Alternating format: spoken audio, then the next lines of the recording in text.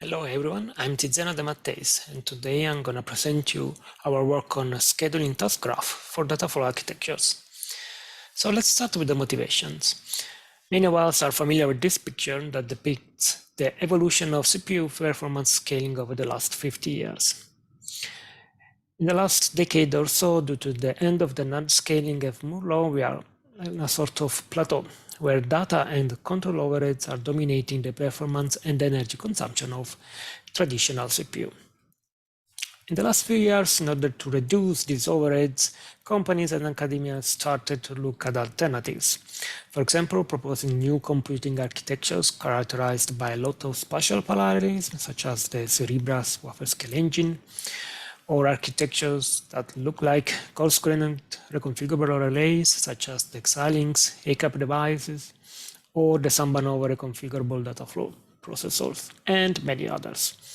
So each of these architectures has its own characteristics and peculiarities, but we can say that all of them are essentially Dataflow devices, in the sense that they are characterized by a lot of spatial parallelism, so a high number of processing elements, PEs, that are organized in a regular structures and interconnected between each other using a fast network on chip. So the idea is that these processing elements can communicate efficiently between each other and can resort to global off-chip memory to store and load larger data. The point is that scheduling applications for Dataflow devices is more challenging than doing it for CPU and GPUs. So let's say that we are our application represented by a task graph, where each node indicates a different task and edges represent data dependencies and their weights represent data volumes. So let's say that we have this task graph and we want to schedule on a given Dataflow device, for example, characterized by having 4 processing elements. In this case, the problem is that the computation can be performed both spatially and temporally. So spatially means that at a given time instant, the different processing element will be executing different tasks of the task graph. Temporally means that at a different time instance, the same processing element will be executing different tasks. So this spatial and temporal mapping of tasks to processing element give us the schedule of the application. So with this, we are able to execute the different tasks on a different processing element with a given execution time. So understanding this spatial and temporal trade-off and exploit it is fundamental for achieving good performance in these devices. And on top of that, we have pipelining, which is crucial to exploit device spatial parallelism.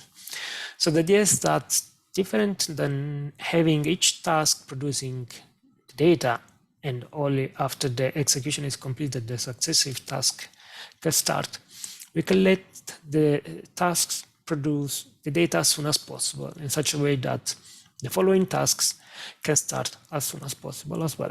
So in this way, we are allowing for the concurrent execution of different program components, exploiting the fast on-chip communication. This, of course, translates in a reduced execution time. So spatial and temporal trade-offs and pipelining are 2 challenges that we need to take into account while scheduling applications in these devices, but there are also opportunities. And in this work, we essentially proposed a methodology that look at analyzing and scheduling application on Dataflow architecture, explicitly considering these 2 challenges. So let me give you an overview of the approach before digging into the details. So our starting point is the task graph of the application, so a direct acyclic graph where nodes represent tasks and edges represent data dependencies. And we have a given architectures characterized by a certain number of processing elements. So the first step will be to partition this graph into temporally multiplexed components that we called spatial blocks. Like in the example of the previous slide, we had orange tasks and pink tasks that belong to different spatial blocks. After this partitioning, we can identify 2 types of communications that are represented by 2 different types of edges. The first one are buffered communications. In this case, The producer stores the output data in global memory, and the consumer can later access the data when the producer has finished the execution. So this is, for example, what happens in edges that cross spatial blocks, like the edge between 3 and 5. But within a spatial block, we can exploit pipeline communications. In this way, the producer streams the data to the consumer element by element, and the consumer can start as soon as the producer outputs the first element. After the partitioning, we can schedule each block one after the other, respecting the dependencies. And finally, even if we are in a direct acyclic graph, we can still have deadlocks. In particular, this is due to streaming communications, and therefore we need to take into account and compute what is the buffer space that is required in order to have a deadlock-free execution. In this talk, for the interest of time, I will not focus on this problem, rather on the other two big problems. And we start by looking at what is our input task graph. In particular, in this work, we introduced the concept of canonical task graphs, which are a Dataflow-centric view of the computation that allow us to model and statically analyze the execution of the application on an abstract Dataflow architecture. So let me define what are these canonical task graphs by starting by the nodes. So we define as canonical a node that receives the same amount of data from all its input edges and produces the same amount of data to all the output edges. So let's say we have a node V, and we have all the edges of the input edges having the same input volume I of V, and the node V will produce to all the output edges the same output volume O of V. The node produce the output elements according to the production rate R. So if R of V is equal to 1, the node is essentially receiving and producing the same volume of data, for example, in an element-wise computation such as a vector addition. If the production rate is less than 1, then the node is acting as a downsampler, for example, a reduction, and vice versa. The node is an upsampler, so it is producing more data than it is receiving. We adopted a Dataflow-centric view of the computation. That is, we assume that the operations applied to compute over the input or output data elements require linear time and constant space, so one time unit per element. So these allow us to define the running time of the computational node in isolation by the maximum of the input or output volume. Finally, in order to model more complicated computations, we introduce the concept of buffer nodes. That is, in many practical situations, we cannot just stream the data between nodes, rather we need to, for example, replicating it or reshuffling, transposing the data, and so on. For this reason, we introduced the concept of buffer nodes. So that is that a buffer node will receive all the data, and after the data is received, the data can be produced in output. So the idea is that buffer nodes act as a barrier, and we cannot stream to a buffer node. Then we say that a graph composed by only canonical nodes is a canonical task graph. Now, many interesting computations may have different input volumes, for example, tasks that receive different data volume from all the input, or a more complicated behavior. But in the paper, we showed that many interesting applications can be mapped to a canonical task graph. So let me give you just an example considering the case of another product. So in this case, we have a task that is receiving two vectors, so vector u, which has n elements, and vector v, which has m elements, and we want to produce the output product in output. We can represent this computation in multiple ways. For example, let's say that in the implementation, we want to take one element of u and multiply it by the entire vector v. So this will produce the matrix A row by row. And we can represent this by the following task graph. So we have U, which is upsampled. So every element of U is replicated m times. On the other side, we have V that must be replicated entirely. So we buffer the node, the vector V, and we replicate it n times. Then the actual operation is implemented by an element-wise operation, the multiplication. We can also do the opposite, that is, take each element of V and multiply it by the entire vector U. In this case, A will be produced in a column measure format. Or have both inputs buffered, for example, and so on.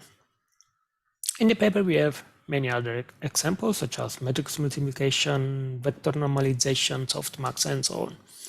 But the idea is that canonical task graphs are powerful enough to represent various computation, but the actual representation as a canonical task graph depends on the implementation of the computation. So in the following, for the rest of this discussion, we assume that canonical task graph is provided and we want to schedule it. So the first thing to do is to analyze the application execution at steady state. So let's start from the case where we have enough processing element such that we can execute the DAG in the spatial domain. So the idea is to analyze, to understand what is the steady state of the application.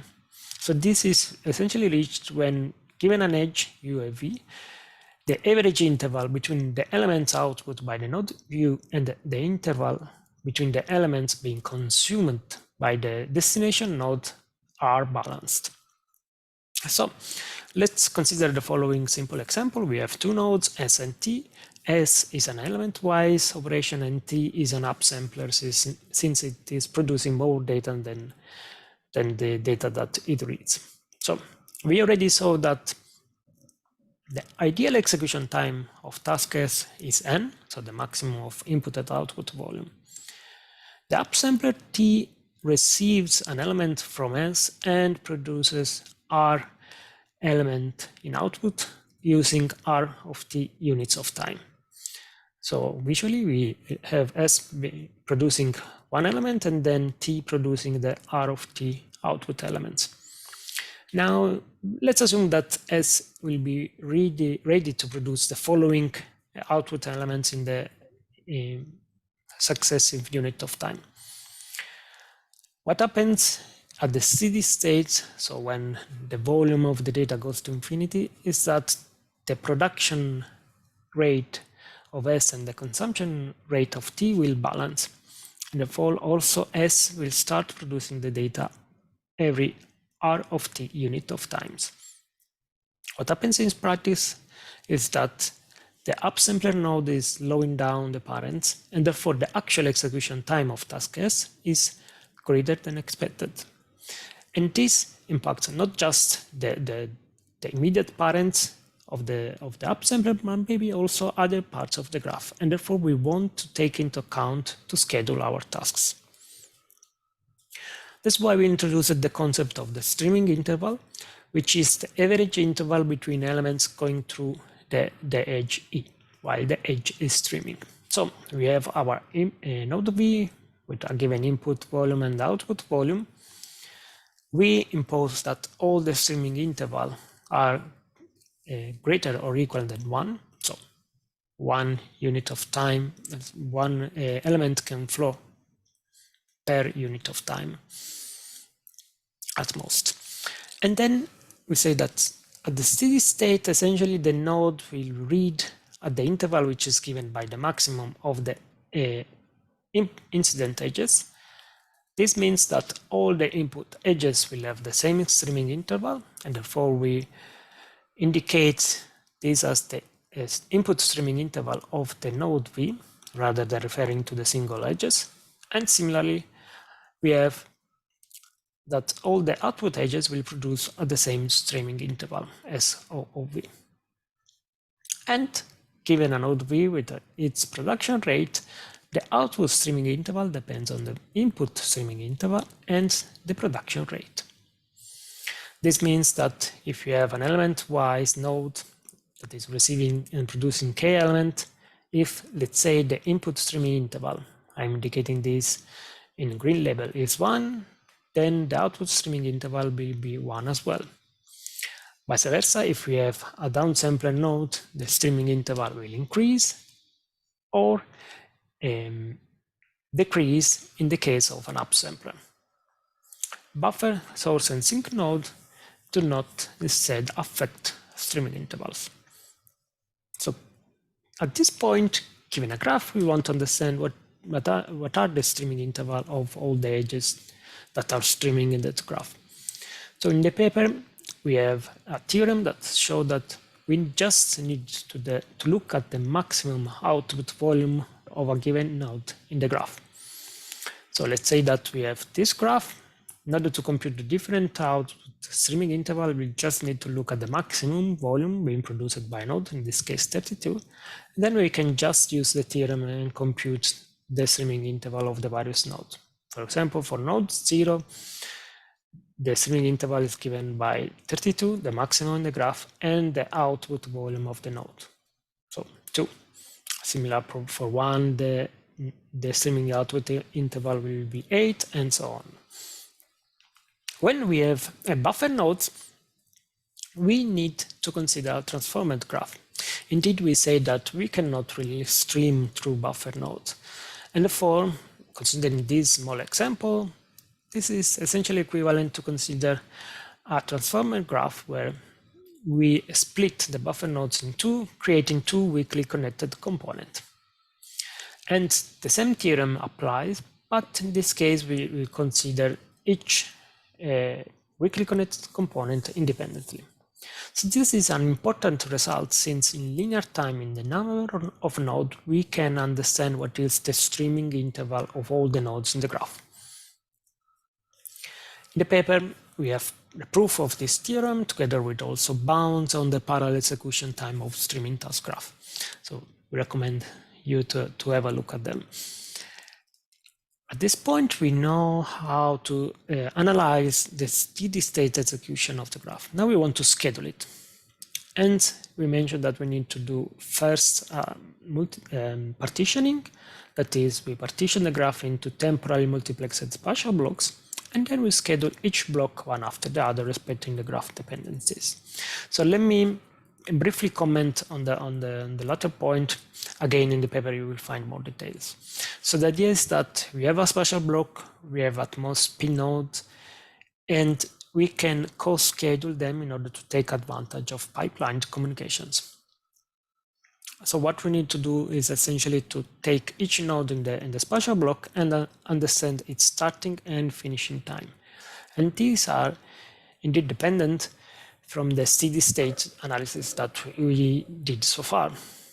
So in order to understand when the node can start, we need to look at when the predecessor produces the first output element, and the node behavior, that is, when it will produce the first output element and how much time it will require to complete the execution, depends on the input streaming interval and the production rate. So this is important, this aspect also, when we consider the general spatial block partitioning. Indeed, the idea here is to partition the DAG into spatial block such that the overall execution time is minimized. But we have seen that the execution time of each task essentially depends on the streaming input interval, and we have seen, thanks to the theorem, that this in turn depends on the maximum amount of data produced by the nodes in the graph. So this allowed us to define this spatial block partitioning as an optimization problem. So the idea is that we want to partition the DAG into blocks. Each block will contain at most p computational nodes, and this partitioning must be done in such a way that the sum of the maximum value of each streaming block, spatial block, component is minimized, and the dependency among these spatial blocks still form an acyclic DAG such a way that we can schedule it. So this is an NP-hard problem, and therefore in the paper we proposed an effective heuristic to partition the graph. So the idea is to build this spatial block incrementally by considering a node per iteration, and on each iteration we select the node that produces less data than the block sources from which it depends, if these sources exist. If there is no such a node, or the block is full, so we have already p nodes in the block, we create a new spatial block and so on. So in the following, we call this variant 1. And in this case, each spatial block will have at most p elements. But we have also another variant that we studied that relaxes this requirement here. That is, even if we don't find a node that is producing less data than the block sources, we'll pick another one and add to the current spatial block. So in this case, all the spatial block will have p elements except the last one, maybe. So we implemented all our analysis, heuristics, also the buffer space computation that I didn't discuss here, in a Python proof of concept framework that is publicly available on GitHub. And we perform different experiments on randomly generated synthetic task graphs. So we pick 4 different and well-known topologies, such as the linear chain of tasks, FFT, Gaussian elimination, and Cholesky. And for each of these topology, we generated a random DAGs, 100 DAGs per topology for the results that I will show you in the next slides. And each of these random DAGs will have different edge weights. Essentially, we are considering DAGs composed by different canonical nodes. So for this result, we didn't include the buffer nodes, but these are part of the larger graph that we considered. And these are coming from real-world applications, so machine learning workloads. In the following, I will show you the comparison of our heuristic against a non-streaming approach. And this comparison is done in terms of speedup, that is defined as the relation of the sequential execution time to the parallel execution time. You will find other results in the paper. So these points are showing you the distribution of the speedup for a given topology, so in this case the chain, considering different number of processing elements. So the blue box plot is for the variant 1, the orange one is for the second variant of our streaming heuristic, then the green box that is barely visible here is for the non-streaming approach. So let me explain what's going on here. So let's consider a smaller chain just for tasks. So what happens here is that for the non-streaming scheduling, well, there is no other option than scheduling each task one after the other. And this is why in all the cases the speedup will be 1. For streaming scheduling instead, we can exploit pipelining and therefore producing better speedup. And this is true for the chain, but also for the other topologies that we consider in different flavors of codes. So in general, we can say that while the non-streaming scheduling approach stops scaling, with the streaming scheduling, we can enable additional gains, producing better processing elements utilization. So the white labels that you see here in the plots. In terms of comparison between the two heuristics, we have seen that the second one achieves higher speedup when the number of nodes in the graph is more or less equal to the number of processing elements that are available on the Dataflow device. So the idea here is, the intuition here is that this variant is essentially partitioning the graph in a less or equal number of spatial blocks compared to the first variant. And therefore, in these cases, it can give some advantage. So these were the results for the synthetic task graph, but we have also results for the realistic workload, in this case ResNet 50 and transformer encoder. So these are graphs with tens of thousands of tasks.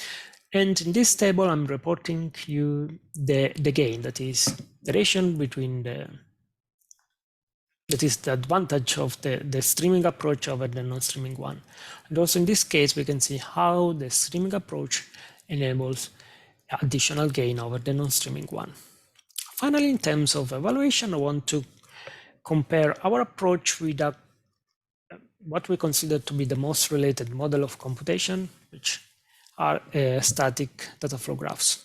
So static data flow graphs have been used to analyze and schedule streaming graph, especially in the context of multimedia application. So in this case, the task graph can be cyclic, and edges are labeled with the number of tokens being produced or consumed by each of the tasks. And this production and consumption labels can also have periodic patterns, such as in the case of cyclostatic data flow graphs. So in order to do a fair comparison, we considered the canonical DAGs with no buffer nodes, so exactly the same synthetic task graph that I've been considering before. We converted them into equivalent cyclostatic data flow graph. So we cannot consider buffer nodes because they are not supported by the cyclostatic data flow graph model of computation. And then we compared our streaming approach against the scheduling being implemented by two well-known cyclostatic framework, SDF3 and Kiter. We set also a 1 hour timeout when we schedule such a graph. Let me explain why. So in this box plot, I'm showing you the scheduling times. So how much time does it take for each of the considered framework to schedule the DAGs that we considered. So the first box plot is for our approach, and then we have SDF3 and Kiter. And for each of them, we are reporting in brackets the number of DAGs that we were not able to schedule in the given timeout of 1 hour. As you can notice, as long as we increase the size and the complexity of the graph, with the cyclostatic approach, we are able to not schedule something like the 30% of the DAGs that we considered. And in general, our streaming approach is 2 or 3 orders of magnitude faster than the cyclostatic one. In terms of quality of results, here I'm showing you the ratio between the make span of the schedule produced with our approach and the schedule produced with SDF3. And in this case, we can see how we are essentially on par, and sometimes we are producing less efficient schedule. So all in all, we can say that with canonical task graph, we produce a schedule that may be marginally less efficient than the cyclostatic one, but we do that in a fraction of their time. Therefore, we allow for the analysis of larger and more complicated applications. To conclude this talk, I want to say that in this work, we proposed methods, analysis, and algorithms to schedule task graph and data flow architecture explicitly considering task pipelining and their concurrent spatial execution.